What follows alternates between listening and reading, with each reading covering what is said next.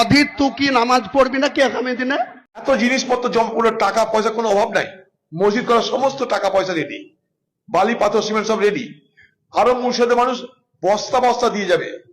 আমি মুর্শিদের লোককে চিনি, আশেপাশের মুসলমান সমাজকে চিনি, এতটা তাদের আবেগ। কিন্তু বাবরি মসজিদ নির্মাণের পরিকল্পনা কই? তার প্ল্যান কোথায়? সেই প্ল্যান অনুযায়ী এখনো কেন বাবরি মসজিদ নির্মাণ করার কাজ শুরু হচ্ছে না? আর অধীর তুই কি নামাজ পড়বি নাকি আগামী দিনে? তোর আবার এত তোর জোর বাবরি মসজিদ হচ্ছে না কেন, তার জবাব দিতে হবে তোকে। তুই তো এই বেলডাঙ্গার লোককে বোকা বানাস, সরুলিয়া, জলিলিয়া, আরো মাদ্রাসায় সারগাছিতে দাঁড়িয়ে দাঁড়িয়ে পেন্ট্রোল থেকে মুতিস, মুতে এসে এখানে আবার কোরআনের আয়াত পড়িস। তুই না মুখ হারাম? তুই আবার কেন বলবি বাবরি মসজিদ তাড়াতাড়ি হোক? তোর কি স্বার্থ রে? তুই বাবরি মসজিদের মর্যাদা কি বুঝিস? হুমায়ুন বাবু, এটা আপনি একদম ঠিক কথা বলেছেন।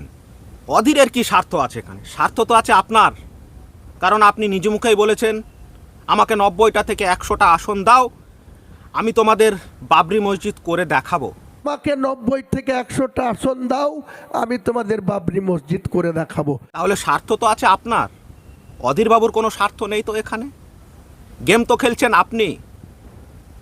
বেশি বেশি করে ভিডিওটা শেয়ার করুন, আপনাদের কাছে অনুরোধ রইল।